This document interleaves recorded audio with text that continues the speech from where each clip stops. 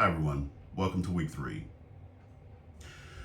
So, let's kind of recap the first 2 weeks. We've laid the essential groundwork for our ethical journey, and in week 1, we explored what ethics is through JK's communitarian African ethics and Singer's utilitarian approach. So we've establishing ethics as vital for human flourishing and growth. Last week, we examined whose ethics matter in our discussion of cultural relativism versus moral objectivism.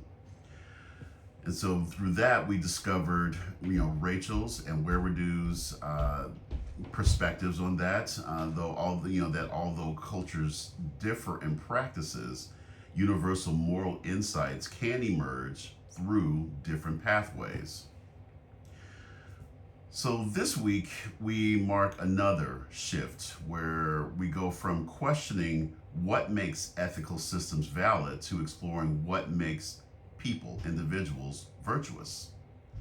We move our focus from assessing the ethical frameworks to building moral character. So now we're down to the individual. So we're dealing this week with the central question: what makes a person virtuous? Virtue ethics presents a fundamentally different approach to moral philosophy. Rather than asking, what should I do, which is deontology, or what are the consequences, which is utilitarianism, virtue ethics asks us, what kind of person should I be? This approach emphasizes character development and moral excellence as the foundation of ethical living. So we deal a little bit with Aristotelian foundations, the architecture of virtue. What is virtue? So Rosalind Hursthouse contemporary virtue ethics builds on Aristotelian foundations, and Aristotelian refers to Aristotle from Greek philosophy, arguing that virtues enable their possessor to be a good human being. According to this tradition, virtues are stable, fixed, and reliable dispositions that develop through habituation, habit, repeating them, and practical wisdom. So some of the key concepts, from this perspective are virtue as excellence. Virtue, arete, as it's spoken in Greek, represents human excellence, the fulfillment of our distinctive capacity for reasoning and moral reflection. Another key concept is the doctrine of the mean. Virtue lies between extremes of excess and deficiency. Courage, for example, represents the mean difference between cowardice, which is a deficiency, and recklessness, which would be excess. Practical wisdom, phronesis, is the intellectual virtue that enables us to deliberate well about human affairs and make sound moral judgments in particular situations.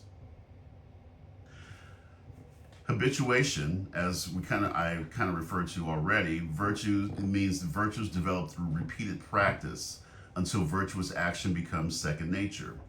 Through the true virtue requirements, which requires conscious choice and understanding.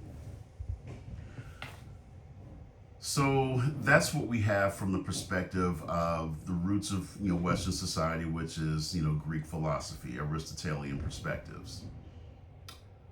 But let's look at it from African perspectives. So here we introduce Menkiti's perspectives on person and community. So person and community in African traditional thought provides a significant challenge to Western individualistic ideas of character development. Menkiti contends that African ethics fundamentally reshape the connection between individual virtue and the community. Now, his central insights his central insights are these: communal definition of personhood, I am because we are. I am because we are. And since we are, therefore I am. Unlike Western perspectives that focus on individual traits, African thought defines personhood through the community around them. Processual nature of being. Personhood is achieved, not given. Individuals become persons through incorporation into a community and the discharge of communal obligations. Ethical maturity through community is another concept, another insight from Minkiti. Moral character develops through participation in communal life. One moves from the it status in early childhood to the person status of ethical maturity through community engagement. Another key insight is duty centered society. African societies organize the requirements of duty, while Western societies organize around individual rights. So let's kind of connect all 3 weeks here. So in week one, JK's Ubuntu philosophy, which emphasizes moral growth through relationships, finds a stronger theoretical basis in Minkiti's analysis of communal personhood. The week two connection, where reduced empathetic impartiality, connects individual virtue and community responsibility, implying that virtue ethics can tackle universal human issues while honoring cultural differences. So, kind of the middle ground. Character versus rules, where Rachel's critiqued relativism for making moral progress impossible, virtue ethics offers a path for moral development that transcends cultural boundaries while remaining sensitive to communal contexts. What does this mean in the real world? Well, there's been a lot of talk about the rolling back of DEI programs. So the recent corporate scandals involving the rollback of diversity programs provide us a lens for examining virtue ethics in contemporary leadership. So consider the contrasting approaches of different corporate leaders in 2025. When major corporations like McDonald's, Walmart, and Meta eliminated DEI programs under political pressure, their leaders revealed different approaches to virtue and character. Some executives demonstrated integrity by maintaining their commitments despite external pressures, while others prioritized prudence, practical wisdom, by adapting to legal and political realities. Where would you fall in this?